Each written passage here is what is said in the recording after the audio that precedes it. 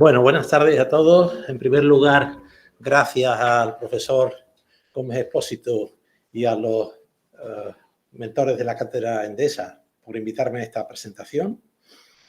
Me presento brevemente. Mi nombre es Vicente Cortés. He sido catedrático de la Escuela de Ingenieros de Sevilla hasta hace 9 años, después de 39 años de profesión docente. Espero que me quede algo para esta presentación. Y actualmente, y desde su fundación en la práctica, soy presidente de INERCO. INERCO es una compañía tecnológica con sede en Sevilla y oficinas en 9 países del mundo, con 600 personas nacidas en la Universidad de Sevilla en el año 84. Estamos enormemente activos en los temas de descarbonización y particularmente en algunos de los que se han tratado aquí previamente, con lo cual voy a aportar alguna cuestión adicional, sobre todo de proyectos que tenemos en este momento en el pipeline, como se suele decir. Bueno, yo voy a hacer una presentación en la que voy a provocar bastante al auditorio. Pretendo provocarlo y pretendo la interacción, de manera que en cualquier momento se levanta la mano y yo, en el momento adecuado, en función del discurso, pues respondo en función de las posibilidades. Vamos a ver. La presentación tiene un conjunto de bloques en los cuales el primero de ellos lo que pretende es dar una especie de elementos comunes, de terminología común que nos permita entender lo que viene a continuación. En lo que se refiere a energía primaria, final, etcétera, etcétera, que probablemente muchos de vosotros conocéis, pero que me interesa plantear en este momento. El segundo bloque, los bloques 3, 4, 5 y 6, son de electrificaciones, directas e indirectas. El bloque 7 es qué podemos conseguir con esa electrificación, porque al final tiene un objetivo que voy a plantear dentro de un momentito. Un conjunto de tecnologías disruptivas, que les queda muchísimo todavía para estar en el mercado, pero que no conviene perder de vista, los retos a los que esta electrificación se encuentra y finalmente unas conclusiones.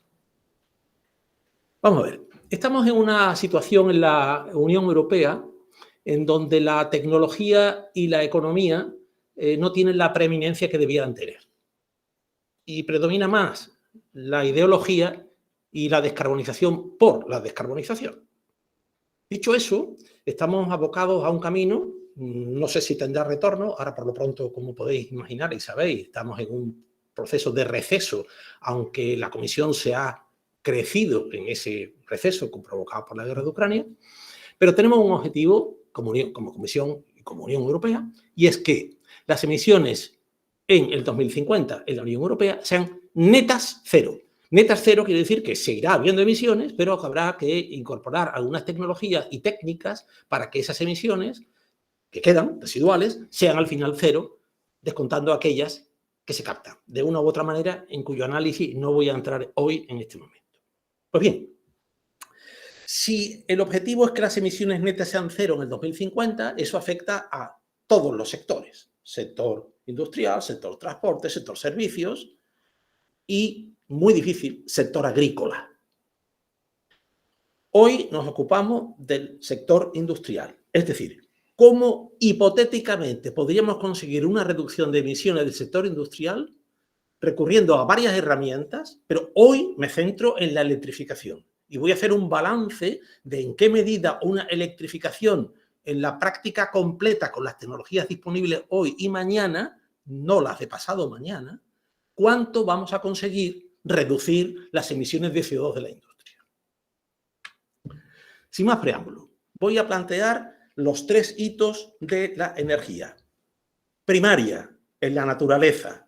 Final, transformada y obtenida a partir de la primaria para ser proporcionada a los sectores que la transforman, la final, en energía útil.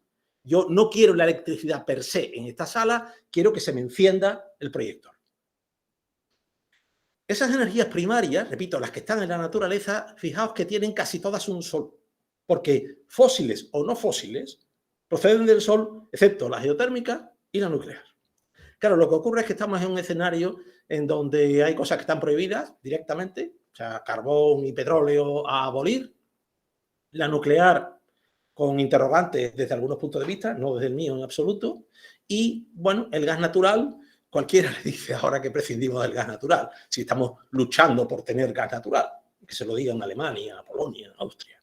Bien, de manera que obsérvese que hay en el centro, en energía final, tengo una serie de formas que he puesto en diferentes colores. Unas color más claro, que son formas de energía final comercializadas y utilizadas cotidianamente a la fecha, pero tengo otras que están en color gris, que pone de manifiesto que es a dónde vamos.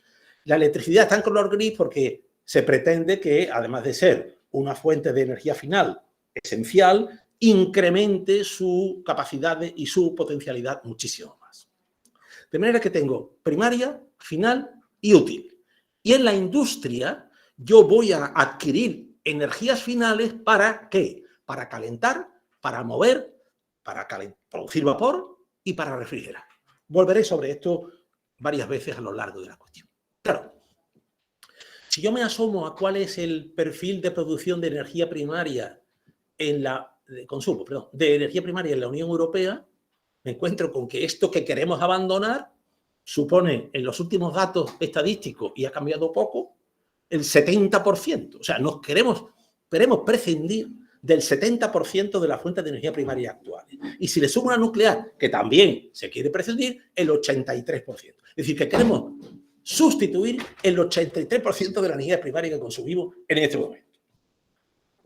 Empresa no sencilla. Segunda cuestión. Me centro en la industria, que es el foco de hoy. Energía final.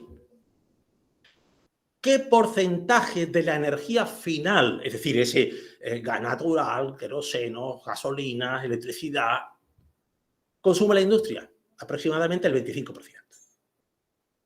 Los restantes sectores, el transporte el 30%, en España incluso el 40%, residencial, servicios, pero hoy mi foco está en la industria.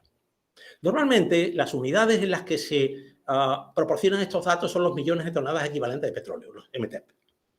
Yo he hecho un ejercicio para esta presentación de transformarlos, sobre todo en teravatios hora, porque luego voy buscando electricidad. No quiere decir que se consuman electricidad por valor de 2.780 teravatios hora, no. Quiero decir que, hecha la conversión, los 239 millones de toneladas equivalentes de petróleo equivalen a 2.780. Utilizo ese número porque las fuentes que he utilizado, a las que he recurrido, una en particular, utiliza los teravatios hora. Y ya me interesa poner ese número ahí delante. 2.780 teravatios hora. Eso es energía final de la industria. He dicho que la industria demanda esa energía final, fósiles, biocombustibles y electricidad, para transformarla en energía útil. Energía útil que es la que necesitan los procesos. Energía mecánica, mover bombas, compresores. Vapor, de baja presión, de media presión, de alta presión. Calor directo, que lo distingo en 4 intervalos de temperatura, que no siempre coinciden en todas las publicaciones, pero que conviene porque no todas las tecnologías de electrificación son capaces de dar calor a 1000 grados. Ya me interesa discriminar en este momento qué niveles de demanda de energía térmica tengo por intervalos de temperatura. Y refrigeración. Hay procesos, particularmente en la industria alimentaria, que requieren mucha refrigeración. Pero hay una cuestión muy interesante. La industria no solo demanda gas natural, por ejemplo, y naftas, que es lo mismo que la gasolina, solo que con otro nombre, para quemarlos. No. Las demanda para transformarlos como materia prima. Y si quiero descarbonizar la economía, tendré que buscarme materias primas alternativas con un sinsentido, puesto que los productos que están a la derecha y los que están más a la derecha, el carbono no termina en la atmósfera. Los plásticos, los fibras, los elastómeros, vamos vestidos de derivados petrolíferos, no terminan en la atmósfera. Pero como está sentado ese objetivo, vayamos a por él a analizar. Otra cosa es a acometerlo. De manera que hay una cosa muy importante, y es que la industria demanda energía para sus procesos y generación de energía útil, pero también demanda fósiles como materia prima para sus productos, para fabricar cosas de las que hoy no podemos prescindir.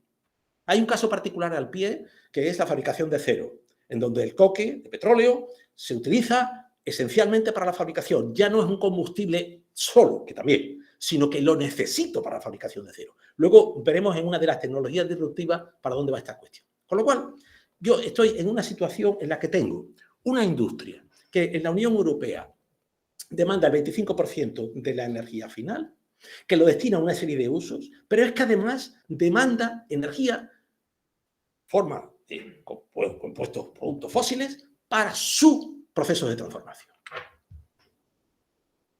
Esta es la madre de toda la presentación. Demanda de energía por 11 sectores industriales de la Unión Europea. A la izquierda tengo los 11 sectores. La longitud de las barras es, obviamente, directamente proporcional a la cantidad de energía final que piden. La gama de colores indica cuál es la naturaleza de esa forma de energía final. Me voy a quedar con un caso que es el más claro para verlas todas. Maquinaria.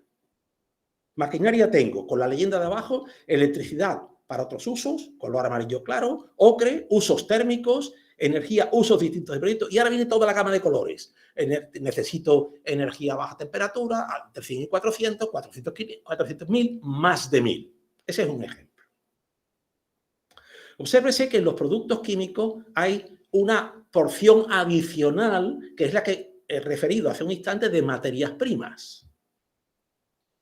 Cuando trato los números y las fuentes no coinciden, primero porque los años de referencia no son los mismos, estos datos son los últimos disponibles en una publicación seria y concienzuda, son del 2015, donde estaba el Reino Unido metido, por eso no coinciden los 2.700 con los 2.330. Pero no voy buscando las decenas, voy buscando la magnitud. Pues resulta que la industria necesita 2.300, 2.500 teravatios hora para energía final, más 1.330 para materias primas. Repito, no en forma de electricidad, insisto en eso, el que use la unidad teravatios hora es para ponerlo en manifiesto luego uno de los retos importantes que tiene esta cuestión. Hemos hecho un trabajo específicamente para esta presentación, que es coger las barras estaban tabuladas evidentemente, las barras de cada una de las fuentes de energía, sumarlas y agregarlas. Y las tengo aquí, a la izquierda. A la izquierda tengo los 2.330 teravatios hora. El círculo verde es la energía térmica, es decir, el 70% de esos 2.300 teravatios hora se destina a generar energía térmica. Y el resto ya está electrificado. No importa, ya está electrificado.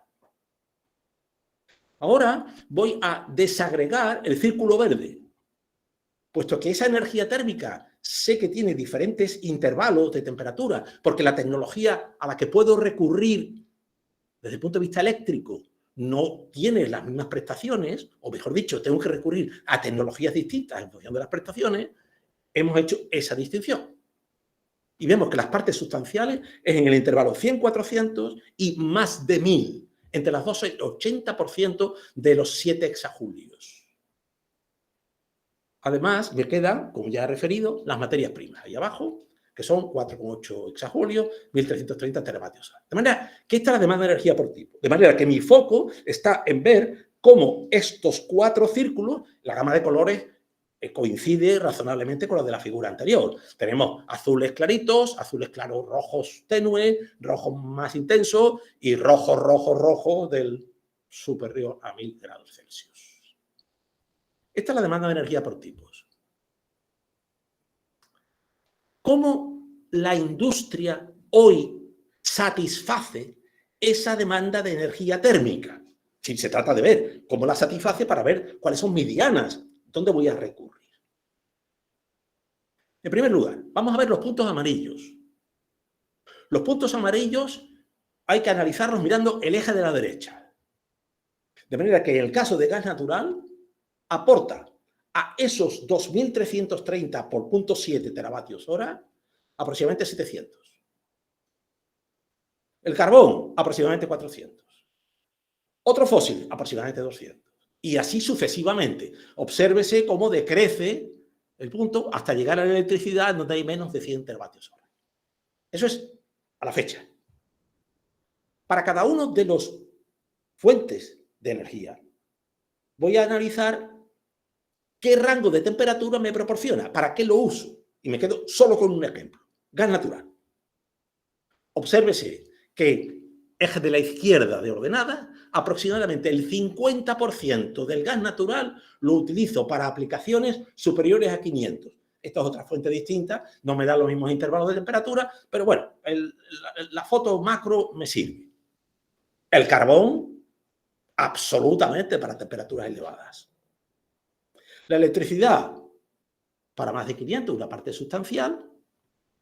En resumidas cuentas, que lo que tengo es que focalizar que como la energía térmica que he planteado hace un instante en esos 4 círculos de diferentes colores es satisfecha por estas formas de energía, pongo de manifiesto, y aquí tengo cuáles son mis 2 dianas, que el intervalo 100-400 es un intervalo de interés que hoy está satisfecho con gas natural y biomasa, y el intervalo más de 1000 Celsius es gas natural, carbón y otros fósiles. Y esas son mis dianas fundamentales. Evidentemente, el otro también, en términos comparativos, es bajo, pero el 9% de los 1.330 teravatios hora son unos pocos de teravatios hora. Pues bien, he analizado que tengo una energía final que usa la industria para determinadas aplicaciones en donde la energía térmica es mi diana. Tengo una energía final fósil que utilizo como materia prima. Y si mi objetivo es electrificar todo eso y prescindir de los fósiles, voy a ver qué herramientas tengo. Voy a empezar en sentido contrario a las agujas del reloj, empezando por el aluminio clorososa. Eso se hace hoy en día. La fabricación de aluminio, cuando no cesa por el precio de la electricidad, como Alcoa en Galicia, se realiza por vía de utilización de electricidad, sin ningún problema. Clorososa en Huelva, Electroquímica Onubense fabrica clorososa haciendo electrolisis del cloruro sódico que obtiene de las salinas. Eso para mí es convencional. Yo no lo analizo, no me interesa. Me interesa aquí, ahora. Calor. Bueno, ya tengo el foco puesto. Sé que el 70% de la energía final que demanda la industria es calor. Bueno, pues puedo utilizar la electricidad de forma directa, flecha verde, para producir calor. Pero ahora tengo una alternativa muy interesante, flecha roja, electricidad hacia abajo, electrolisis. Esa electrolisis va a producir hidrógeno. Y el hidrógeno, flecha hacia la izquierda, lo puedo utilizar para quemarlo, como si fuese gas natural. Ya veremos que no tan sencillo, para producir calor. Es decir, que si sigo la línea roja vertical, la roja a la izquierda, de electricidad termino en calor. Lo que pasa es que indirectamente, con la producción de hidrógeno intermedia. Pero el hidrógeno me da una potencialidad adicional, y es que si tengo que sustituir materias primas, no de origen fósil, pues puedo fabricar amoníaco, metanol y e-fuels a partir de hidrógeno. Luego, las materias primas de la industria química potencialmente pueden electrificarse, entre comillas, a partir de hidrógeno, es decir, electrificación indirecta. A la derecha tengo electroquímica de síntesis que va a mencionarse en el bloque de disruptivas. Esto es lo que se denomina en muchas fuentes el Power to X. He querido reproducirlo aquí porque en muchas ocasiones aparece el Power to X y yo lo que he reflejado aquí es lo mismo que en la pantalla anterior. He puesto la letra D o I a la izquierda, según sea electrificación directa o indirecta. Tengo producto, calor, efectivamente, ya lo vamos a analizar. Vamos a analizar todo esto. Calor por combustión de hidrógeno. El Power to Gas, que yo distingo no solo gas, sino líquidos y productos químicos, y el Power to Chemical por la vía electroquímica. Ahí a la derecha hay 2 elipses que me interesan, con captura de CO2. Si yo quiero fabricar metanol, pues el metanol, ¿qué le vamos a hacer? Tiene una molécula, un átomo de carbono en su molécula, y tendré que ponerle carbono. Si quiero metanol sintético, tendré que ponérselo. ¿Y de dónde saco el carbono? Del CO2. ¿De dónde viene el CO2? Lo veremos después. De manera que si yo hago la hibridación, palabra súper de moda, entre la pantalla anterior y la anterior de la anterior, tengo aquí las diferentes vías del Power to X en mi esquema de electrificación de la industria. Con lo cual tengo, en resumen, una vía directa y una vía indirecta. De forma que en ese esquema de las 4 esferas me encuentro con que mis dianas están ahí. Tengo una diana de electrificación directa para producir calor, atacando los 7 hexajulios, y tengo una vía de electrificación directa para conseguir las materias primas, atacando los 4,8 hexajulios. Hay un pequeño matiz, fijaos que pongo menos hidrógeno, más hidrógeno, porque si fabrico hidrógeno por abajo, que luego voy a utilizarlo como calor, de los 7 sacolios ya tengo que restar el hidrógeno que estoy aportando. Es una sutileza que no tiene mayor importancia a efectos de seguimiento de lo que viene a continuación. Bueno, pues llega, si resulta que necesito calor para la industria, no quiero fósiles y quiero electrificar, pues voy a ver cómo puedo producir calor por electrificación. Las voy a dividir en dos estadios, estadio 1 y estadio 2. Estadio 1 es prácticamente en el mercado. Otra cosa son los tamaños. El mercado comercial, repito, los tamaños es otra cuestión distinta.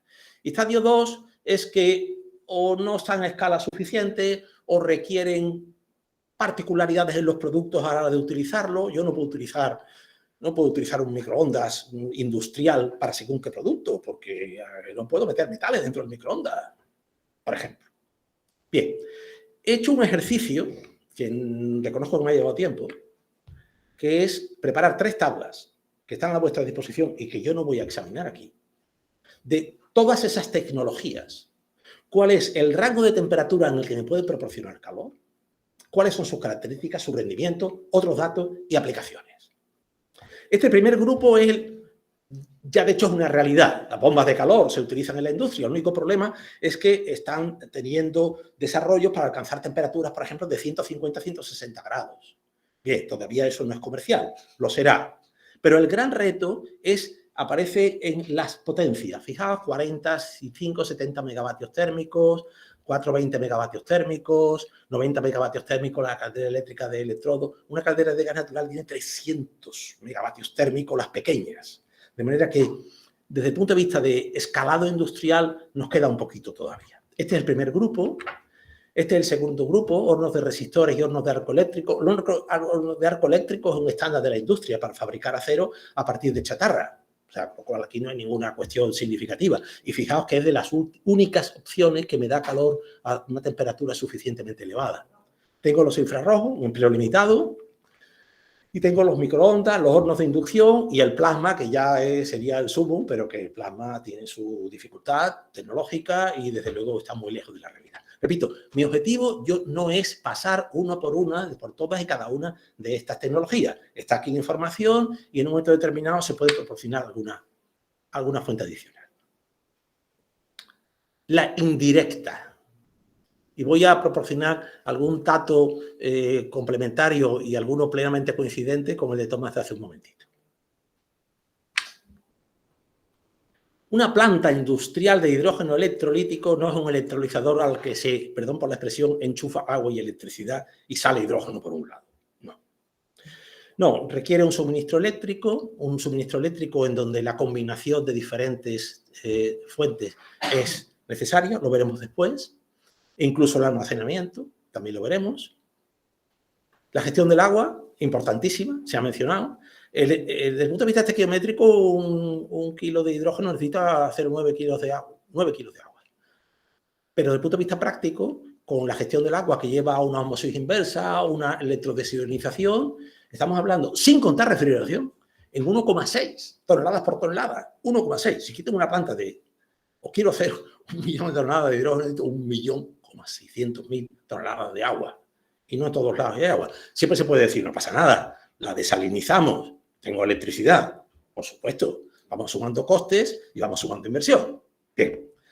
Hago la electrolisis que necesita refrigeración. Si la refrigeración es en circuito abierto, bueno, tengo ahí una cuestión adicional, tendré que ver saltos térmicos y la ubicación donde lo voy a colocar desde el punto de vista de autorizaciones ambientales es posible, etcétera, etcétera. Ahora tengo el hidrógeno y el oxígeno. El hidrógeno y el oxígeno tengo que prepararlo porque el hidrógeno tiene algo de oxígeno. El oxígeno, del que casi nadie habla, porque, en fin, el target es el hidrógeno, pero el oxígeno tiene un valor en el mercado para numerosas aplicaciones.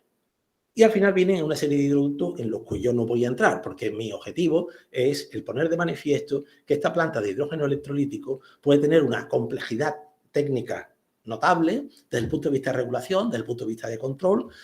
Una planta de hidrógeno electrolítico no es una planta, sea cual sea la tecnología, unas más que otras. Repito, no es mi campo y el Tomás lo ha examinado con detalle. pero desde luego yo es una planta que no pueda parar cuando sale el sol, arrancar cuando sale el sol y pararla cuando, entre otras cosas, porque primero la vida de los stacks se acorta, en segundo lugar porque yo no he hecho una inversión para tenerla funcionando 1.500 horas al año, que no me salen los números.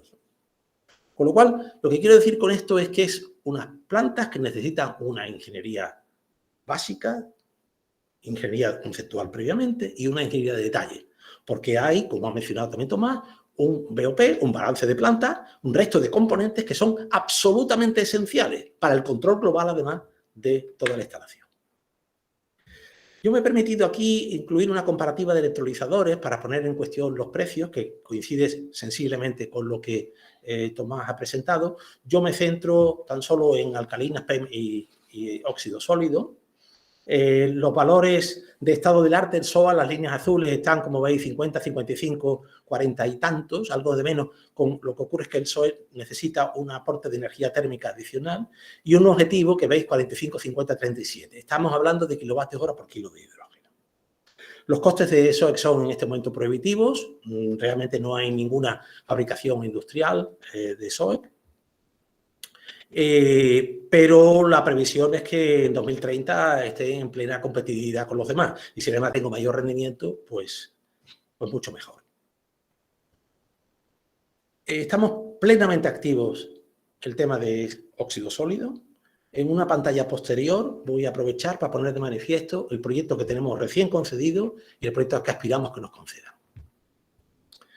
El tema de los precios también es cada día hay un precio distinto en función de la fuente, en función de el precio del gas natural de referencia, porque ahí tengo 3 líneas horizontales. La línea horizontal es el benchmark actual, hidrógeno alto en carbono, producido a partir de reformado de gas natural, metano, en refinería usualmente. Es el más barato de todos, teniendo en cuenta incluso los costes asociados a los derechos de emisión de CO2. Cuando le pongo bajo en carbono, es decir, cuando le pongo eliminación del CO2 por captura, los costes suben y me suben a 3. Y el renovable a la fecha, tengo ahí una cifra de 5 dólares por kilo. Una presentación de Price en el Club de la Energía la semana pasada daba estas cifras, aproximadamente 4,8 para un electrolizador conectado a un campo fotovoltaico con 1.700 horas, pero lo bajaba a menos de 4 con un campo fotovoltaico más eólico que permitiese 2.800 horas. Si el suministro eléctrico, sin entrar de dónde viene, porque hay una controversia enorme con un acto delegado de la Comisión en este momento, pudiese funcionar 8.000 horas, el precio estaría rondando los 1,5, 2 dólares por kilo. Pero hay que llegar a 8.000 horas. Un inciso. Me refiero del Power to Heat. He planteado que la vía más directa de producir calor a partir de hidrógeno, aun por vía indirecta, perdona el juego de palabras, es utilizar el hidrógeno como combustible en una caldera, en un horno. Es factible, perfectamente factible. Lo que pasa es que no me sirve la misma caldera ni el mismo horno, por razones evidentes.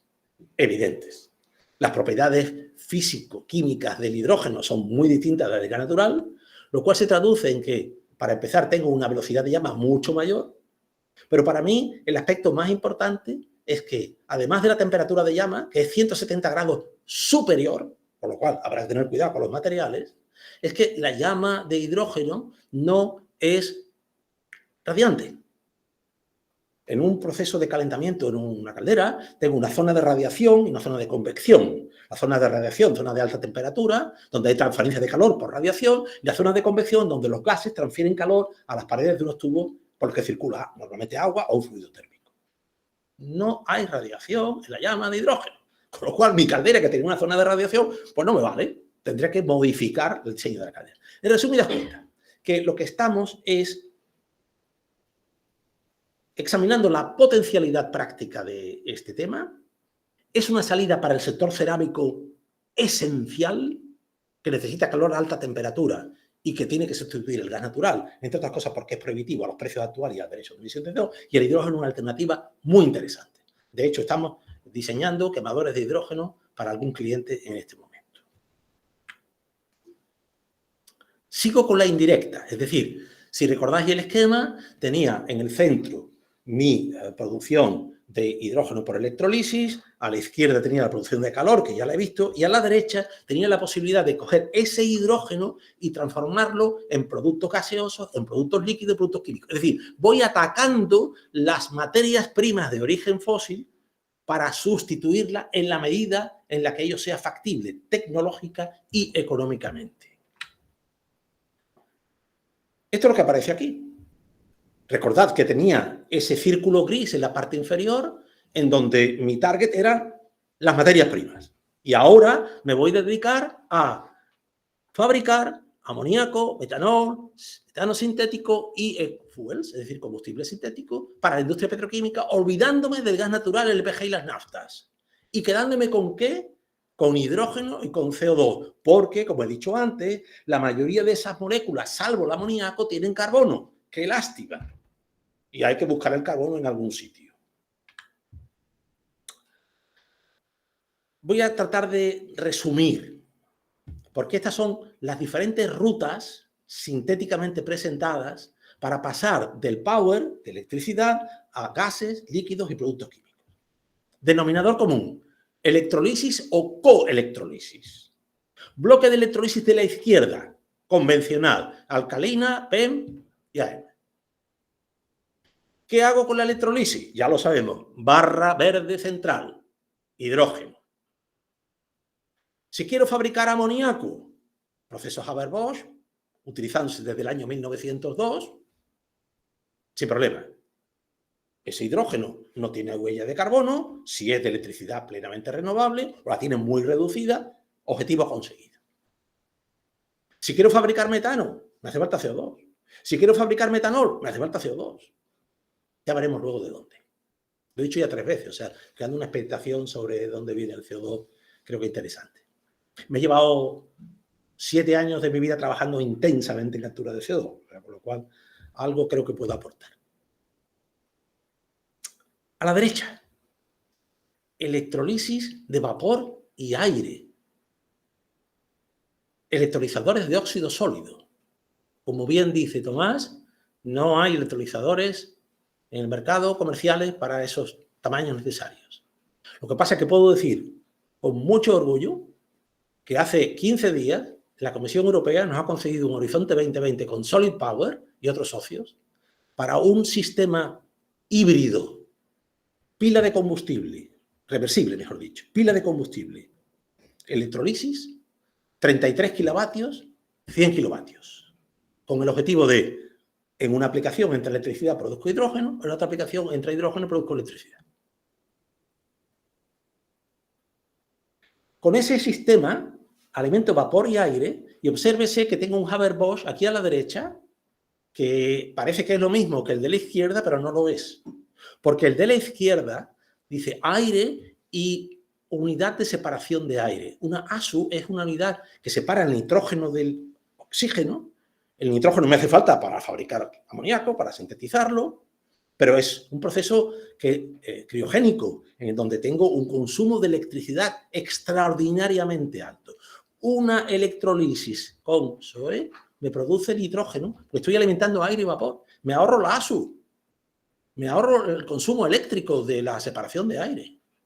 Atractivo al máximo, comercial, no. Y a la derecha, la coelectrolisis. Proyecto que tenemos presentado al PERTE-ERA de IDAE y esperamos que sea valorado favorablemente, también con Solid Power, en donde el objetivo es alimentar CO2 y agua. Y lo que saco ya es una cosa que se llama gas de síntesis, que yo no tengo tiempo de explicar en este momento, pero para empezar, fijaos la simplicidad que hay con respecto al esquema basado en electrolisis convencional. Lo que quiero decir con esto es que hay rutas, unas más próximas al mercado, otras menos. La más próxima al mercado, ¿cuál es? Electrolisis de agua con alcalino, con PEM, para alimentar hidrógeno a una planta de Haber-Bosch. Eso es lo que está haciendo, en parte, Fertiberia con Iberdrola en Puerto Llano.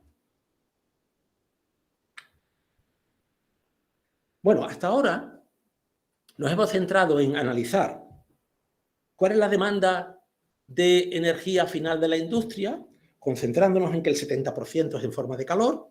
He visto qué tecnologías puedo utilizar para suplir a los combustibles fósiles en esa generación de calor, pero ahora tengo que analizar cuánto de esos 2.330 más 1.330 teravatios hora puedo eliminar electrificando. Y sobre todo algo muy importante, que no se nos olvide, que esta electrificación no es electrificación per se, es electrificación para descarbonizar. Luego tengo que ver cuánto electrifico y cuánto descarbonizo, las dos cosas. Vamos a ver. El formato de la figura ya hemos visto algo parecido anteriormente. Y tengo en el eje de abscisa el tanto por ciento de electrificación que puedo conseguir. En el eje de ordenada, el tanto por ciento de la demanda de energía de los 11 sectores. Observo que las barras azules, que son las que me interesan, las del estadio 1, pueden ser que contribuyan a la electrificación de los sectores papel, madera, alimentación textil en muy gran medida, prácticamente al 100%. Es decir, yo puedo, por simplificar, puedo electrificar la fabricación de papel y la fabricación de madera.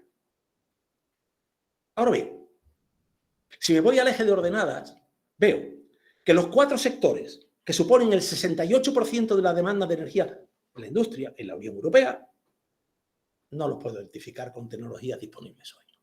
Barras azules. La barra de químicos es así de grande. Quiere decir que el sector químico, entre materia prima y combustible, consume el 45% de la energía de la industria. Si no electrifico la industria química, pues no avanzo mucho. Avanzo, pero no mucho. El cemento, nada que hacer con el cemento. No es posible electrificar el cemento con tecnología en estadio 1. El acero primario un poquito y el cerámica y vidrio, pues sí, por la vía indirecta que estaba diciendo antes del hidrógeno. Eso es estadio 1. Recordad, las tecnologías que había puesto que eran prácticamente comerciales, la recompresión mecánica de vapor, la bomba de calor, los hornos de resistores, los hornos de...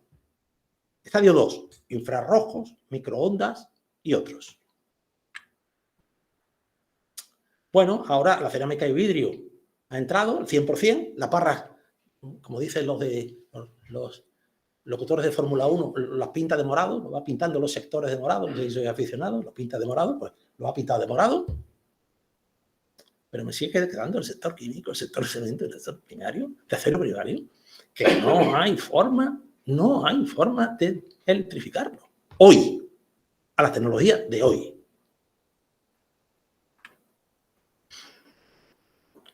Y en emisiones de CO2, ¿eso en qué se traduce?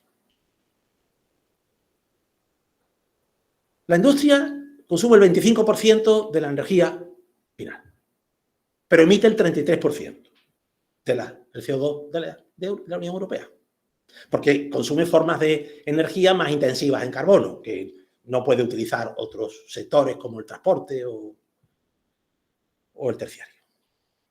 Esas emisiones son de 3 tipos: proceso, directas e indirectas. Y voy a poner un ejemplo que se entiende perfectamente. Fabricación de cemento. Materia prima, carbonato cálcico. Proceso: calcinación del carbonato cálcico, CO3Ca, para separar el CO2. Si quiero fabricar cemento con carbonato cálcico, ahí no hay combustión, si me apura no es fósil, CO2 de proceso. En el cemento es el 60%. Segundo, directas. Yo ahora cojo el carbonato, el óxido cálcico y otras materias y lo alimento a un horno de clínker. Horno rotativo o inclinado que tengo que llevar a la temperatura de clinkerización, 1500 grados aproximadamente. ¿Con qué? Con combustible, con neumáticos, con un coque de petróleo, con oil pesado, combustible de bajo coste, porque esta es un producto de muy bajo coste y muy bajos márgenes. No me puedo permitir utilizar gas natural para fabricar cemento. No lo paga el mercado y sobre todo me va a venir de Argelia muchísimo más barato. Indirectas. Yo utilizo en una planta electricidad. Esa electricidad tiene emisiones de CO2 asociadas. No las he generado yo, que soy el industrial. Las ha generado el que me produce, perdón, el que me proporciona la electricidad, pero me las tengo que imputar. Es lo que se llama el ámbito 2. Hay ámbito 1, ámbito 2, ámbito 3. No entremos en eso ahora. Tengo 3 bloques. Ya podéis intuir que las emisiones de proceso no las voy a poder atajar. Las emisiones directas las podré atajar en la medida en que sustituya combustibles con carbono por combustibles sin carbono o por electrificación directa. Y las emisiones indirectas, lo que tengo que hacer es ir a buscar electricidad renovable. ¿Está claro el esquema? Vamos a los números, que son tozudos. Vamos a ver. Primera columna de la izquierda. Estado actual. 864, que difiere de la cifra anterior porque se eliminan una serie de sectores. 800, 900. No me importa el número exacto. De proceso, 189. Directa, de los combustibles que empleo, 437. De la electricidad asociada, 238. Voy a plantearme con tecnologías de estadio 1, primer grupo de 3 columnas, luego con tecnologías de estadio 2 adicional, segundo grupo de columnas. Si la electricidad que yo utilizo tiene una huella de carbono, es decir, una emisión de CO2 asociada de 300 gramos de CO2 por kilovatio hora, con perdón de la expresión, hemos hecho un pan como unas tortas. Porque las emisiones de CO2 han subido. Suben más 86, un 10%. Luego, como dicen los americanos, no way. No me puedo permitir electrificar con electricidad de 300 gramos. Si la electricidad es de 108, el número es de la fuente original. O sea, ahora doy números en España y la Unión Europea. 108. Bueno, ya la cosa mejora. La cosa mejora porque, fijaos que los 189 permanecen estáticos, son del proceso. Si es que 189 está siempre. Mientras no cierre fábricas y me las lleve al norte de África, tendré 189. Pero a continuación ya mi emisión de electricidad ya baja, 173. Y si mi huella de carbono es 12, tan baja como 12, ahora voy a incidir sobre eso, pues ya he bajado. ¿Cuánto he bajado? Bueno, el 43%. También un poco menos de la mitad. Y si me voy al estadio 2 y meto los infrarrojos, los microondas, ¿cuánto? El 54%. Bueno, pues yo esperaba más. Yo esperaba que la reducción de emisiones de CO2 de una electrificación tan intensiva pues es superior, pero es que tengo un suelo y el suelo es la de los procesos de calentamiento para los que no tengo vía eléctrica y el proceso, y eso no tiene arreglo. ¿Qué ocurre? Que claro, que 463 es, si tenemos, hago el número, si las emisiones de la industria eran el 33% y las reduzco a la mitad, estoy quitando el 16% de las emisiones de la Unión Europea, con una transformación de la Unión Europea, de la industria, descomunal. Está bien, todo suma, pero hay que tenerlo en cuenta, que ese es el objetivo que yo puedo conseguir a día de hoy. Un inciso sobre la huella de carbono de la electricidad renovable y no renovable.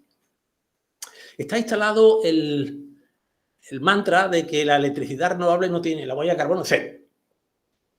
Bueno, eso lo escribe la comisión hasta en una especie de un acto delegado. Un acto delegado es una especie de reglamento que está en discusión, lleva 6 meses en discusión, en donde la Comisión Europea, faltando a todo el rigor metodológico que él mismo dice que hay que seguir, dice que es cero, que la huella de carbono de la electricidad renovable es cero.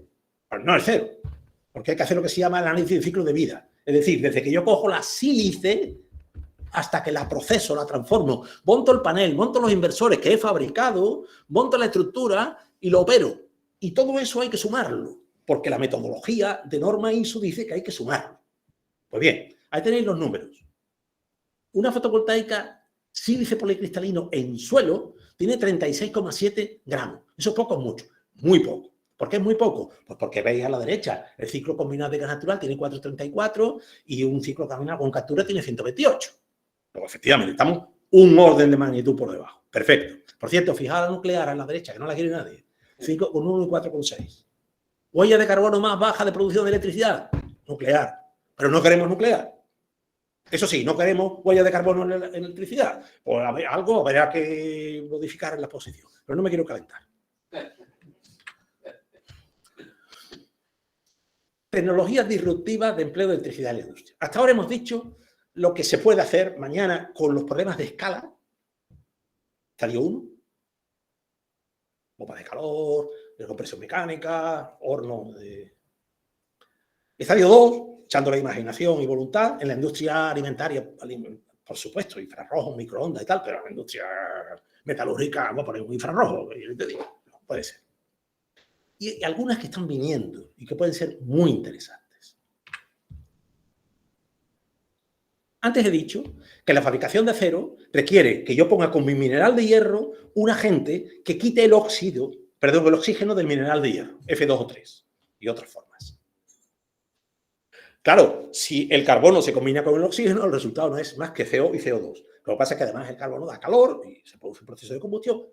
Pues elimine usted el coque de petróleo y sustitúyalo por hidrógeno. Claro. La última línea, el último punto, con el último punto tengo bastante.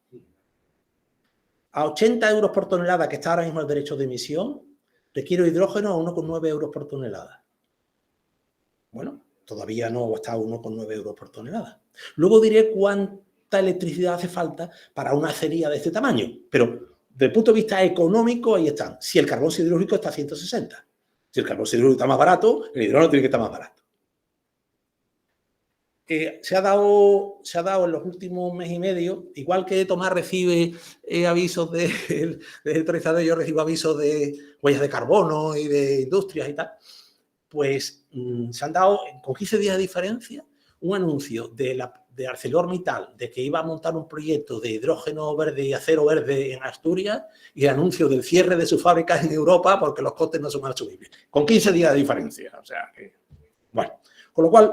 esta es la cuestión. ¿Es posible? Por supuesto que es posible. Técnicamente es cuestión de trabajarlo. No tiene mayor problema. Incluso es más limpio, más fácil la operación. El coque, para manejarlo, es tremendo. Tiene azufre, una depuración de gases descomunal. Ese hidrógeno da. Algunos dicen que solo agua. Claro, es que no saben que hay una cosa que se llama el NOx térmico, que es la combinación del nitrógeno del aire con oxígeno, que a alta temperatura se combinan y dan NOx. Pero bueno, son algunos. Esto no es ciencia ficción, pero me gusta que esa ficción pudiese pasar a ciencia.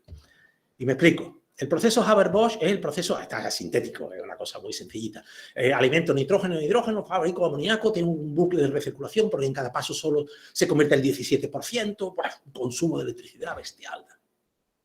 Bueno, pues hay en desarrollo un proceso electroquímico en donde, oh maravilla, alimento agua y nitrógeno, y saca amoníaco. Ya, maravilloso. Maravilloso por muchas razones. Primero, porque las plantas Haber-Bosch son plantas muy grandes. Están haciendo lo que se llama un downsizing, pero son muy grandes. Y tienen una operación compleja. Con lo cual, yo si estoy en un puerto y quiero abastecer de hidrógeno para transporte marítimo, que eso es otra conversación que podríamos tener en algún momento, me puedo plantear tener mis electrolizadores, tener una planta pequeñita de amoníaco y abastecer a los buques. Perfecto. Con una planta Haber-Bosch, eso esquema es distinto. La puedo tener, como tengo en Palos, la puedo tener a 6 kilómetros de la costa y tener mi tubería de amoníaco. Eso también es factible. No me quiero extender aquí porque es por dónde va, ¿no?, el tema. La electroquímica de síntesis, CH3OH. Hoy se fabrica el metanol, perdón, a partir de metano. Lo veis ahí. Metano, fabricamos gas de síntesis. Es el proceso industrial, comercial, estándar. Se está trabajando en lo de ahí debajo, que es el primer estadio de utilización de CO2 e hidrógeno. Directamente, los combino. Es lo que se llama la fabricación de metanación directa. Pero esa directa todavía no es comercial. Y la de la derecha es ya magnífica, está a nivel de laboratorio, TRL 1 y 2. Entiendo que conocéis los TRL, ¿no? De 1 a 9, 1 de 2, está en 1 2. Pero pasa que pintado así es precioso. Agua y CO2, metanol por el otro extremo. Maravilloso. El CO2. Si quiero fabricar sustitutivos de los productos hidrocarbonados fósiles, y algunos no les queda más remedio que tener carbono, pues tengo que tener CO2. Si el CO2 es de origen fósil, pues no hago nada porque estoy cogiendo el CO2, lo estoy combinando y ahora lo uso, termino y lo emito. Dime. Quedan 5 minutos. No, perdona. Yo pedí árnica antes. No, perdona, es que es culpa mía, porque cuando hicimos el programa, discutimos, le dimos mucha vuelta al programa. Perdona, Alicia, no sé si no hemos hablado una vez. No, es que quería que hablar contigo, no lo hablaba contigo. He tenido varios lapsos. Uno de ellos es, en el dístico cuando se hizo, hay una rata que la última sesión, la sesión de Servando y la de Vicente Cortés, expresamente éramos conscientes de la densidad, tenían hora y media. Entonces, las pusimos la última antes de los descansos justamente porque teníamos un margen. Y la de Vicente, perdona Alicia, y la de Vicente tenía también ese margen. Entonces, ese es el problema, que no se ha anunciado y la gente no sabe que... Claro, de todas maneras yo no voy a ocupar la media hora extra. Pero perdona Alicia, es culpa mía. No, en absoluto, ningún problema. No, yo no voy a consumir la media hora última y espero estar sosteniendo el interés del auditorio. Hay alguno que ya se me despista, pero es normal, es estadística, es curva, digamos. Vamos a ver. Estábamos con el CO2. Repito, si es fósil y lo combino y lo uso y lo meto en un combustible que lo quemo, a vuelta a la atmósfera y no he hecho absolutamente nada. Opción B, voy a coger el CO2 de biomasa. Quemo la biomasa, el CO2 estaba, lo fijo en la biomasa, lo quemo. Bueno, estoy describiendo un círculo, digamos, de poca duración, ¿no? Y esto que está poniéndose de manifiesto como moda y que va a terminar siendo, me parece la aberración termodinámica y económica y técnica más grande del mundo. Más grande del mundo. Mire usted, no. Aquí tiene usted una chimenea que tiene el 16% de CO2. Pero no lo coja de ahí. No. Póngase usted a 2 kilómetros y cójalo del aire que tiene 400 partes por millón. ¿Cómo? 400 partes por millón. Claro, ahí veis la magnitud de un cacharrito para 50 toneladas, ¿eh? 50 toneladas. Lo he contado esta mañana, me parece que son 40 ventiladores de 2,5 metros de diámetro con sus rotores, cojinetes y tal. Vamos, eso, empiezan una cuadrilla a hacer el mantenimiento por un extremo y cuando termina, si es que le da tiempo, tiene que empezar otra vez por el otro extremo. O sea, el proceso consiste, hipotéticamente, es sencillo. Yo pongo un absorbente sólido líquido, fijo el CO2 y ahora tiro el resto del aire. Está puesto ahí un poco irónicamente, ¿no? Aire con 400 partes y dice aire sin 400 partes. Además, no son sin 400, porque el rendimiento es del 90%, con lo cual ni siquiera quito las 400. Pero bueno, da igual. Claro, es que los números no lo soportan nada, es que no soporta el análisis. Pero hay plantas construyéndose. Fijaos, 20 a 27 megavatios hora por tonelada. En forma de calor, en el caso del LDAC, que tiene una temperatura de desorción a 900 grados, el 80%. Tengo que usar gas natural. Ojo, gas natural para producir el calor que tengo que usar para disolverse, para recuperar el CO2. ¿Qué dicen? Claro, hacen análisis de ciclo de vida, dice CO2 efectivamente evitado, que es el concepto, evitado. O sea, yo, 0,1. ¿Cómo? O sea, ha montado todo esto para calcular 0,1 sobre 1. Coste, 540, 340. Hoy, si estos se empeñan, bajará. Pero yo he hecho ahí unos numeritos, desde el punto de vista de electrificación, para no olvidarlo. ¿Veis? El SDAC, el sólido, está en el rango de las bombas de calor. Está estupendo, porque necesito para regenerar mi sorbente un rango de temperatura que la bomba de calor me la da. Bueno, está bien. Un COP de 3,5, buen rendimiento. El LDAC necesita 900, necesito hornos de inducción. Bueno, dejémoslo ahí. Datos para plantas de 1 millón de toneladas. La Comisión Europea tiene un objetivo de 5 millones de toneladas hace 2 años de captura. Desde luego, no hay que pretender que con esto vaya a bajar la concentración de CO2 en la atmósfera, ¿eh? O sea, yo ya tengo hecho los cálculos correspondientes. Claro, pues imagina, esto retira el 0,000001 del CO2 que hay en la atmósfera, evidentemente. Bueno, energía. Para una planta de 1 millón de toneladas. de 15 a 27.000 gigavatios hora. De las cuales de electricidad, 3.000 a 7.750. Como voy a poner luego de manifiesto, una planta fotovoltaica de 1 gigavatio instalado, gigavatio eléctrico instalado, las más grandes del mundo, producen al año 1.000 gigavatios hora. Necesito 4 plantas de 1 gigavatio para alimentar esto. Bueno, lo dejo. Retos. Bien, vamos a dar por bueno el objetivo, vamos a dar por bueno que queremos electrificar, vamos a dar por bueno que la reducción es, digamos, mejorable, pero válida. Vamos a dar por bueno que el desarrollo de la tecnología va a abaratar los precios y va a permitir mejores prestaciones. Y voy a poner de manifiesto, y es el último apartado antes de las conclusiones, de esos retos. De carácter industrial. Un industrial, cuando le vende una tecnología, y sé de lo que hablo, te pide referencias. A ver, ¿dónde está esto instalado? ¿A qué tamaño? ¿Con qué prestaciones? ¿Cuántos años iba funcionando? ¿Qué rendimientos? Pues difícilmente un industrial de los grandes, no estoy hablando de plantas pequeñas, una planta de fabricación de yogures, pues probablemente pueda ir a un horno de este tipo, pero una planta de fabricación de etileno, un propileno en refinería, pues se va a pensar antes 2 veces si montar una cosa de este tipo, ¿no? Tengo el CAPEX asociado al equipo nuevo, pero es que el BOP, o sea, yo no puedo coger la caldera de gas y poner allí una caldera, no, mucho menos. La arquitectura de control es distinta. O sea, yo estoy acostumbrado a un control de llama, una apertura de flujo, una válvula de regulación, no. Aquí lo tengo que transformar en energía eléctrica, en sistemas de control, de alimentación, control de potencia en última instancia. Cambio, control de combustión por control de potencia. Bueno, se puede hacer, pero vamos sumando. El suministro eléctrico o lo hago yo o lo hace un tercero. Si lo hago yo, sumo CAPEX. Si no lo hace un tercero, bueno, es formar un PPA, un acuerdo de compra de electricidad, y ese PPA, bueno, me garantiza unos precios determinados y ese CAPEX no entra en mi activo, es que no me lo puedo permitir. Y luego, el acero y el cemento no tienen márgenes. Lo he dicho antes, no tienen márgenes. Los productos, los precios, los márgenes son muy pequeños, hay mucha competitividad en la India, en China, en el norte de África. Esos son de carácter industrial. La magnitud de la transformación. He hecho unos números, parte son de Bellona, de una ONG muy industrial, sorprendentemente, pero los números son muy fáciles. Fijaos, electricidad para la industria, los famosos 2.330 teravatios hora. ¿Cuánta electricidad se consume en la Unión Europea al año? 2.900. O sea, estamos hablando de magnitud. O sea, necesito una cantidad de electricidad adicional casi igual que la que se consume hoy.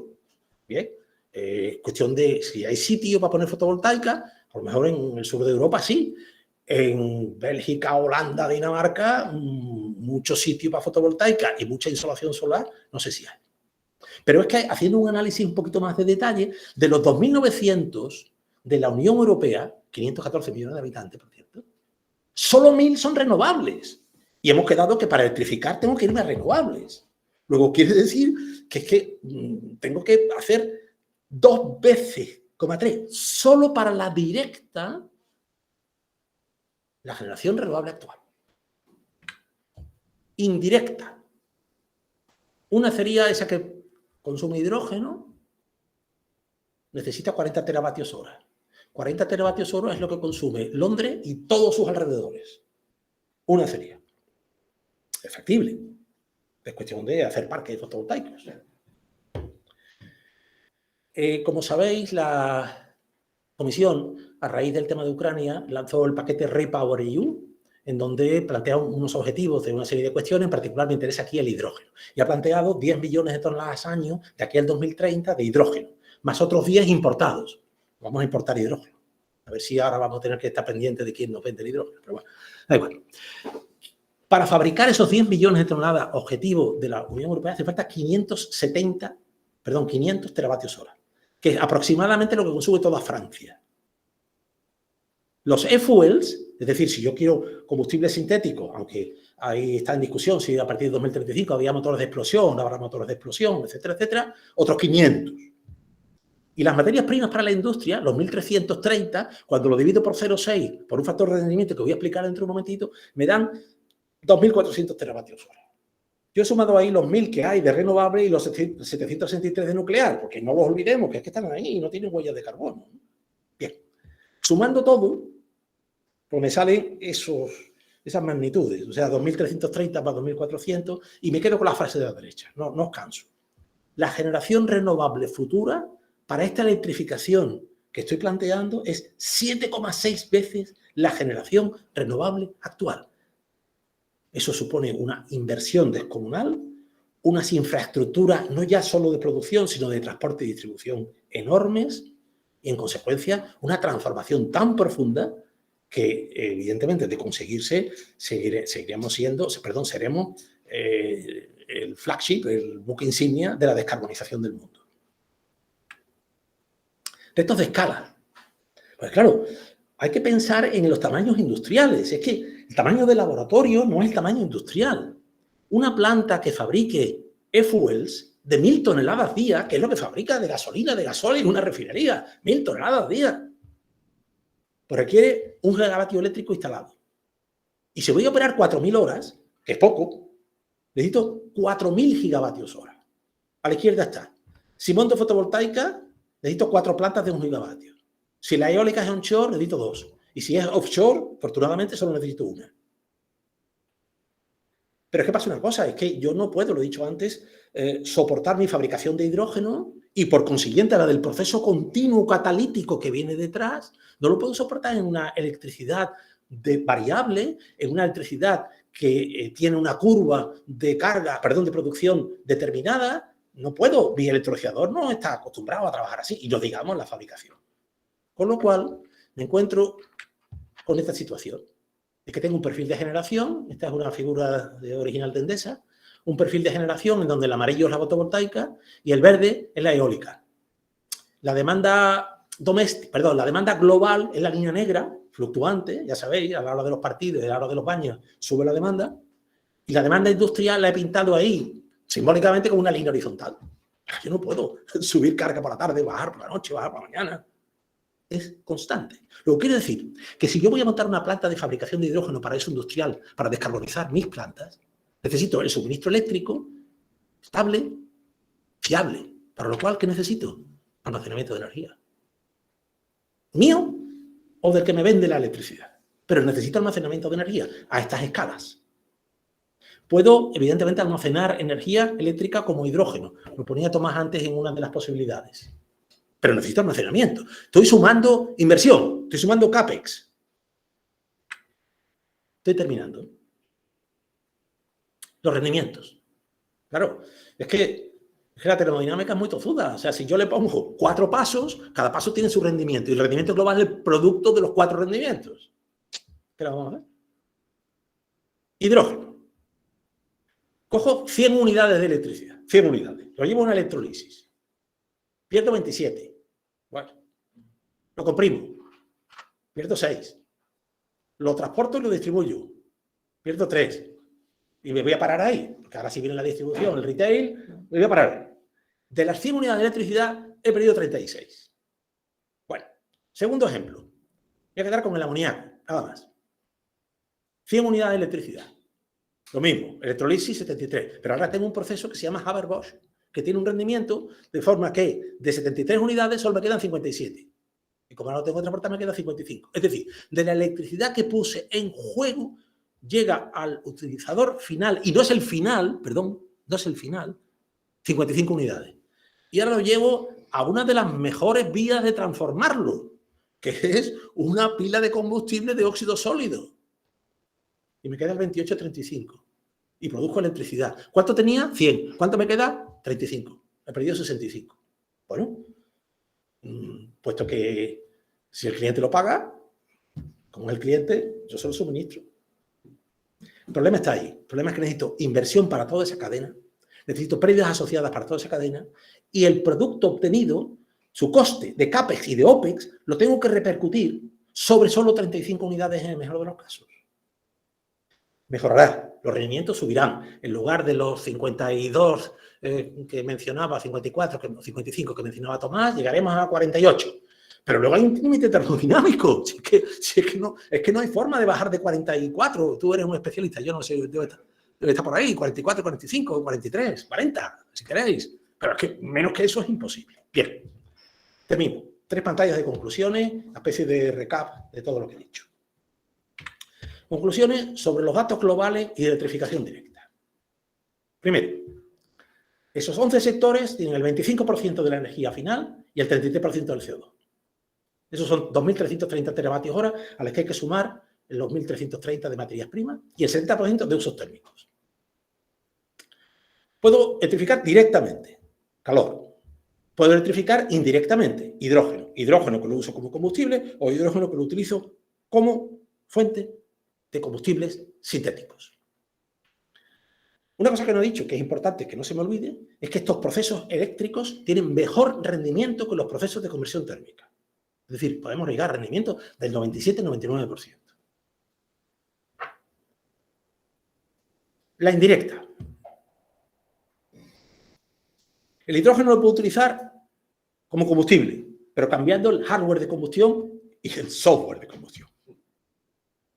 El potencial de electrificación directa es limitado, sobre todo porque en acero, química y cemento, que suponen el 60-65% de la demanda de energía final en la industria, el margen es muy limitado. De manera que ahí tenemos una reducción de emisiones como consecuencia de ese margen limitado, en donde la reducción de huella de carbono global es pequeña y en consecuencia voy a tener que puedo bajar un 50% las emisiones de la industria con el estadio 1 y el estadio 2. Retos. Penetración de nuevas tecnologías es muy difícil. La industria, por razón lógica, es conservadora. Y los desarrollos disruptivos, cuando estén demostrados y funcionando y que lo haga otro, entonces me avisa y yo lo compraré y lo instalaré. Cambios de procesos y de arquitectura de control de los mismos. O sea, que no es cambiar una fuente de energía térmica por otra. Es que es otra cosa distinta. Es que, como he dicho, es control de potencia. No es control de flujos. Y control térmico ajustando flujo. Es control térmico ajustando potencias. La necesidad de energía renovable. Eso sí, que no vale cualquiera, ¿eh? No vale cualquier energía. Tiene que ser energía renovable de huella de carbono reducida. Tengo que tener almacenamiento, tengo que tener unos rendimientos de electrificación indirecta, donde voy perdiendo, ya he visto, 60, 50%. Y finalmente, la esperanza es lo último que se pierde, unas tecnologías disruptivas que darán su resultado. Y también os digo una cosa, cuando existe un driver tan potente en la dirección de descarbonización, una inyección de recursos de esa magnitud, unos programas de la Comisión de la Unión Europea, el Innovation Fund, apuntando seriamente en esa dirección, el desarrollo se produce. Tardará 3, 4, 5, 6 años, como decía Tomás, cada año hay un avance significativo. Ocurrirá. El tema es el coste del proceso y quién lo paga. Aunque la pregunta de quién lo paga tiene una respuesta bien sencilla. Todos nosotros. Muy bien, muchas gracias. No he tenido ninguna interrupción. A mí me gustan las interrupciones. Sí, pero como hay gente online, es complicado, ¿no? Porque, vuelvo a decir que el problema del timing es que hemos tenido varias versiones del programa y yo decidí poner la de Servando y la de Vicente a última hora porque son las únicas que tienen hora y media. Tenían hora y media. Entonces, yo sé, vamos, no sé si estás cansado. Yo no me he cansado nada con la charla de esta tarde, ninguna de las dos, porque han sido muy... Agradezco a los dos, tanto a Tomás como de la honestidad intelectual y científica e industrial de decir verdades como puños, que yo creo que he asistido en varias ocasiones a otros representantes del lobby del sector del hidrógeno, por ejemplo, que te cuentan un mundo idealizado de Yuppie, que todo es fantástico, que el hidrógeno es prácticamente como tener una bombona de butano o algo así. Quiero decir que yo agradezco realmente que he dicho las cosas que habéis dicho ambos, los verdaderos retos y dificultades que tenemos por delante, ¿no? Tomás solo en el tema del hidrógeno y Vicente una visión mucho más genérica sobre la industria en general, ¿no? Y bueno, y los que somos ignorantes como yo de ese tema, pues hemos aterrizado, ¿no? Y yo era marginalmente optimista, pero ahora no lo soy tanto. Bueno, en fin, preguntas por favor al ponente antes de...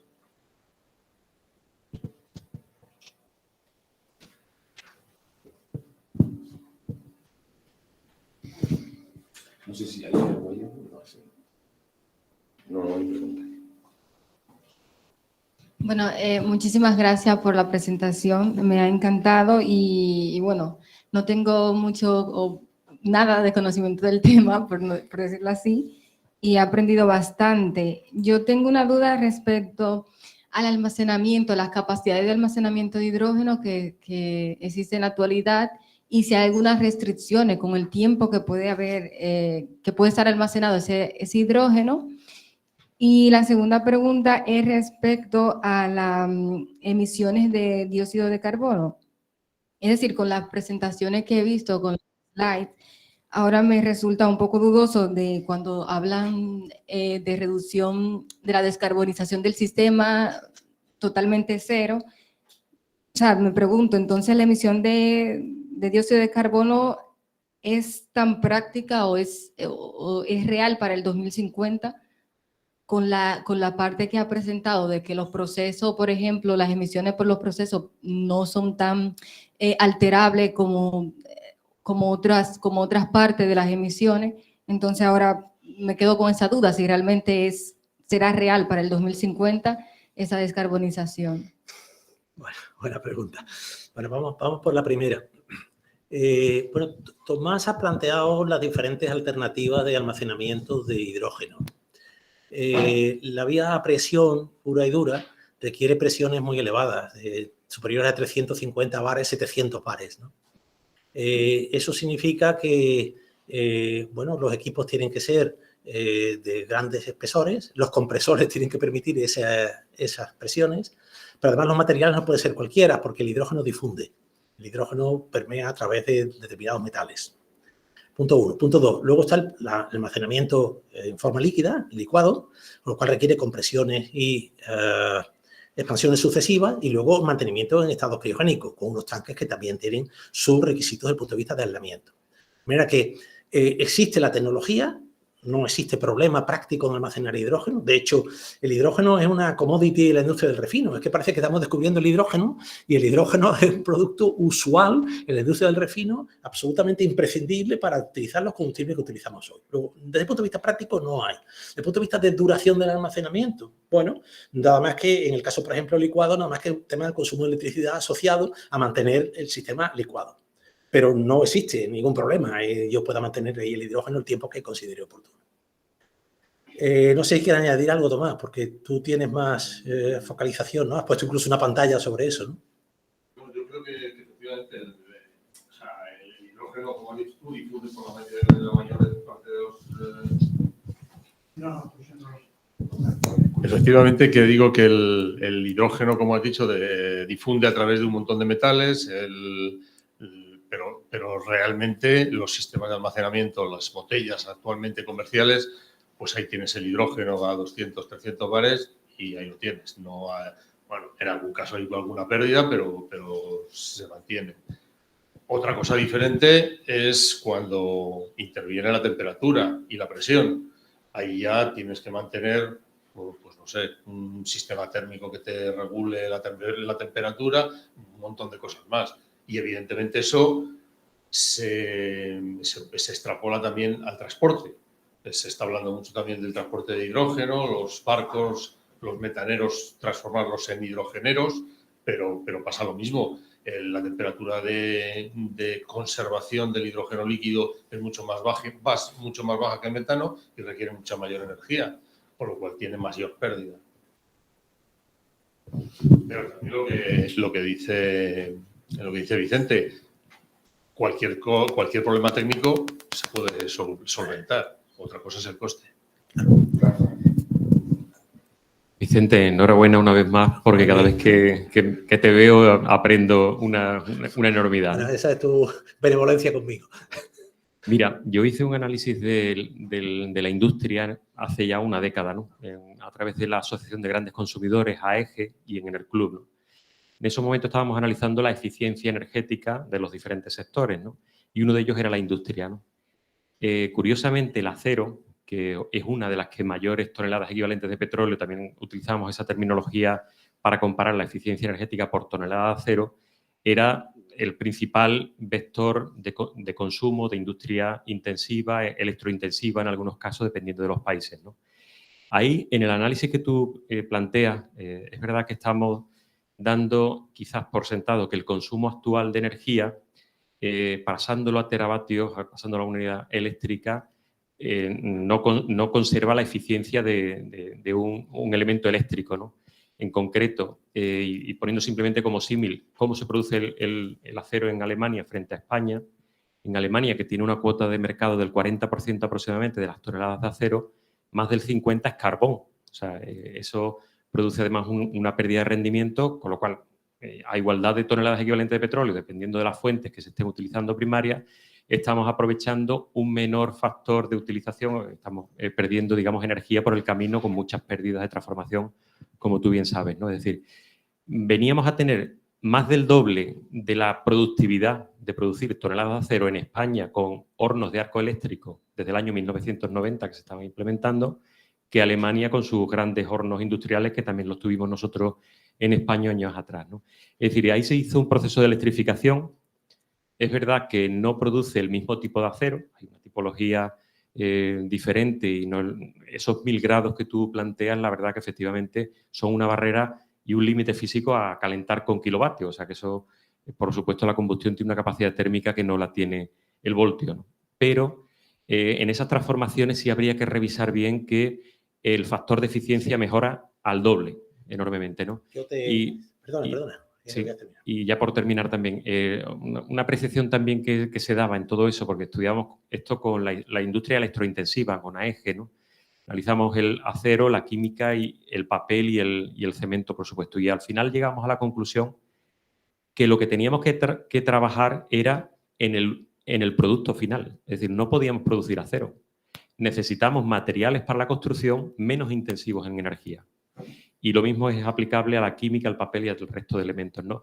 Con ese planteamiento, y a pesar de la pérdida de rendimiento que tiene hoy en día el hidrógeno, igual que un bombeo, igual que todo lo que son los sistemas de almacenamiento, con esas transformaciones continuas, pero es lo que tenemos, ¿no? Ahí, hasta que no se reinvente el fuego o la pólvora, no vamos a conseguir sacar unos factores de rendimiento muy superiores. Sí, bueno, estoy absolutamente de acuerdo. De hecho, un aspecto que yo no he tratado porque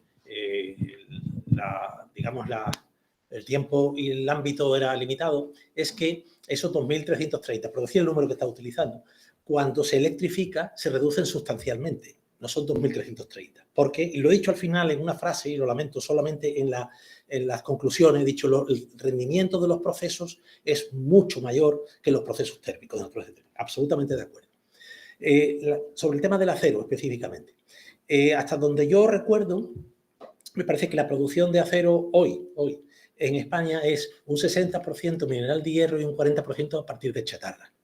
En la medida en que la chatarra se procesa por horno eléctrico de arco y la de mineral de hierro necesita un horno alto imprescindiblemente, ¿no? Con coque o con hidrógeno necesita un horno alto. En la medida en la que sea posible hacer en estos temas de economía circular una mayor incorporación de chatarra, evidentemente el porcentaje de acero, con una salvedad que voy a hacer ahora, el porcentaje de acero que se puede fabricar por vía eléctrica es subirá. El problema de la vía eléctrica es que tiene escaso margen de descarburización. Es decir, que yo puedo jugar con el contenido en carbono del acero, que es un elemento absolutamente esencial para determinadas propiedades, pero en el tema del arco eléctrico, según tengo entendido, yo no soy especialista en siderurgia, evidentemente, ¿no? El margen de maniobra que tengo para ajustar el porcentaje de carbono en el hierro, ya por consiguiente la calidad del acero, es más limitado que en un proceso siderúrgico. Pero dicho eso, absolutamente de acuerdo. Respondo a la pregunta del CO2 que se había quedado antes, porque tiene una componente muy interesante. Efectivamente, si la industria permanece como es, y ahora explico lo que quiero decir como es, esas emisiones de proceso seguirán estando. Lo que ocurre es que el cambio verdaderamente disruptivo lo has anunciado tú hace un segundo, y es irse a otros materiales. Es decir, yo no fabrico acero porque tengo otro material, o no utilizo cemento porque tengo otro material que sustituye al cemento y que no tiene esa vía tan energéticamente demandante como las actuales. Es decir, que estamos ahora mismo en una especie de business as usual, pero cambiando la fuente térmica. Entonces, si cambio de un business as usual, pero con otra fuente térmica, entonces es otra línea distinta. Pero hay un riesgo, y es que me venga acero, cemento, fabricado en países en donde no hay esta restricción a las emisiones de CO2. La Comisión está diseñando un mecanismo complejo que se llama el mecanismo de ajuste en frontera.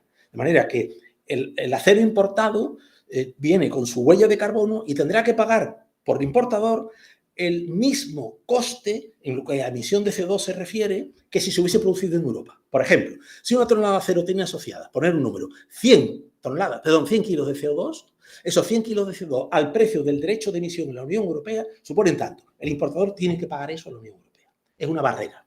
Pero ahí está la ley, echa la trampa hasta donde yo sé. Y es que si el acero viene sin CO2, ¿qué pasó? Porque no hay derechos de emisión a pagar en la entrada de la Unión Europea. Pero eso sería para otra discusión muy grande, muy larga. Sí, bien. Yo creo que hay que darle oportunidad también a los que están online, que son bastantes más que aquí. Muchos de ellos han pagado su matrícula también.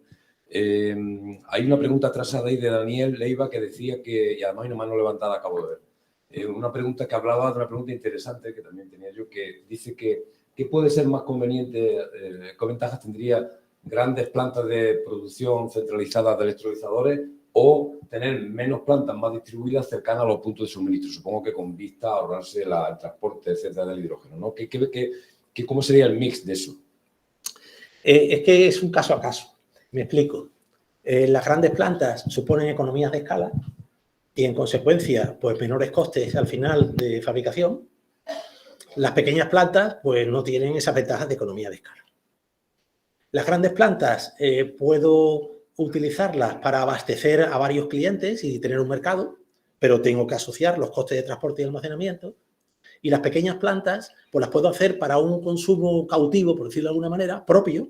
Antes he puesto el ejemplo de que si puedo fabricar amoníaco en el puerto X con un electrolizadores de tamaño adecuado, pues yo no tengo que descansar en el hidrógeno que me viene de otro sitio, lo fabrico allí, in situ, y los costes de transporte desaparecen. Con lo cual, es un caso a caso. Ahí, ¿podemos abrir el micrófono a Sí, Gabriela? ella puede hablar. Gabriela, tú misma puedes desmutear el micrófono y hacer la pregunta. Disculpa la tardanza. No sé si está ahí ha levantado la mano. Igual ya no. Gabriela, no, es que creo que está levantada la mano desde hace mucho tiempo, pero hemos empezado con las preguntas locales y después las preguntas online. Pero es posible que ya no esté. Está aquí. Está, pero no se ha dado cuenta. Bueno, mientras hace la pregunta, yo tenía una reflexión también con una curiosidad, y es que el IPCC, en fin, todo, la Unión Europea, todo, dan por hecho que en 2050, digamos que una fracción importante, digamos que el 20% de energía seguirá siendo de origen fósil, por tanto seguirá teniendo emisiones. Pero claro, para que las emisiones netas sean cero, dan por hecho que va a haber tecnología bien probada y desarrollada de captura y almacenamiento de carbono, que hasta he referido brevemente a eso, pero quizás no suficiente. Ya veo que, al menos alguna parte final que has dicho, el tema de Islandia está claro, que coincido contigo, que es un juguete, de eso aparece mucho en los periódicos, pero quitando ese aspecto, el tema de captura en las que tú tienes experiencia, como has dicho, en los proyectos que todos conocemos de hace 20 años, en los que tú has participado, en las chimeneas, o sea, la captura del CO2 donde está denso, ¿cómo de viable eso que en 2050? Bueno, vamos a ver. Tienen muchas facetas, pero voy a tratar de concentrarlo en 2 o 3 nada más. Primero, la captura de CO2 añade costes al proceso de fabricación, puesto que tengo allí una planta que funciona y que consume electricidad. Claro, lo que ocurre es que si emito el CO2 mientras me dejen, también tiene coste. Lo que tengo que balancear cuál es el coste del derecho de emisión de CO2 y el coste de la captura. Punto 1. Pero no solo la captura, el transporte y el almacenamiento. Porque ahora viene el siguiente cuestión. Lo capturo y ¿qué hago con él? En ese escenario tenemos una situación en el sur de Europa extremadamente desfavorable con respecto al norte de Europa. Tengo un artículo publicado en 5 días de hace un par de meses en donde pone de manifiesto que estamos en una situación, como he dicho, absolutamente desfavorable. ¿Por qué? Pues porque en el Mar del Norte y operado por Noruega, Equinor, que es la empresa estatal noruega, pues hay yacimientos agotados de petróleo y gas y la experiencia de haber inyectado millones de toneladas, no como una aplicación, sino para desarrollar la tecnología.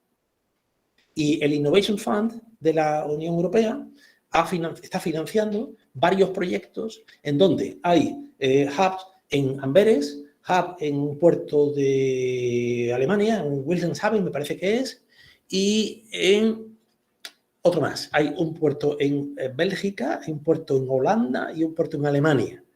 ¿Qué hacen ahí? Pues se han consorciado 4 grandes industrias productoras de CO2, productoras, me refiero como subproducto, entre comillas, de su actividad, y se trata de montar una infraestructura común para transportar el CO2 por barco al Mar del Norte e inyectarlo. Esa inyección tiene sus requisitos de monitorización, de verificación, su contabilización, para que efectivamente lo he hecho. Pero es factible, se puede hacer, se puede hacer.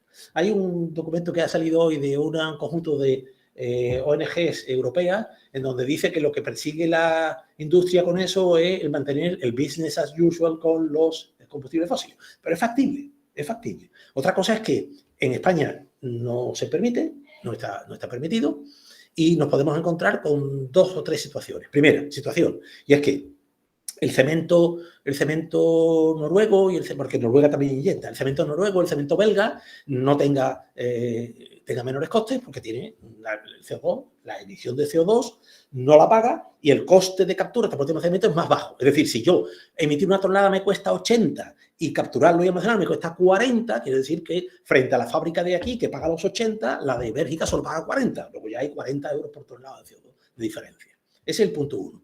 Punto 2. Lo he enunciado anteriormente. El mecanismo de ajuste en frontera, hasta donde yo sé, y tampoco soy un especialista, hace este esquema que he dicho. Si tiene tantas toneladas de CO2 asociadas al producto, el importador las paga aquí. Pero sí, como ocurre, y tiene la situación perfecta, en Oriente Medio, Arabia Saudí, tiene los yacimientos de petróleo ya agotados para meter el CO2. Sitio para fotovoltaica no creo que les falte. Tienen la producción de hidrógeno. CO2, que si quieren cogerlo del aire, también hace falta una estructura como esta para 1 millón de toneladas, tiene 30 kilómetros de largo, no lo he dicho. Volviendo al hilo, tengo en Arabia Saudí la posibilidad de el CO2 almacenarlo, fabrico acero, almaceno el CO2, ya no tengo CO2 asociado a esa tonelada de acero, con lo cual el importador es que no tiene que pagarlo porque es que no trae CO2 asociado, está verificado por organismos internacionales, por gente que certifica, como certifican los envíos de carbón desde los puertos, está certificado que ese amoníaco viene sin CO2. Probablemente en las versiones posteriores y últimas del CBAM, que así se llama el mecanismo de ajuste de frontera, ese tipo de cosas se corrija. Pero si no se corrige, lo que vamos, y no sé si en el fondo lo que se persigue, es una desindustrialización de Europa. Pues yo creo que muchas gracias, Vicente. Ha sido fantástica la tarde, densa y dura, pero interesantísima y me ha aprendido mucho. Muchas gracias.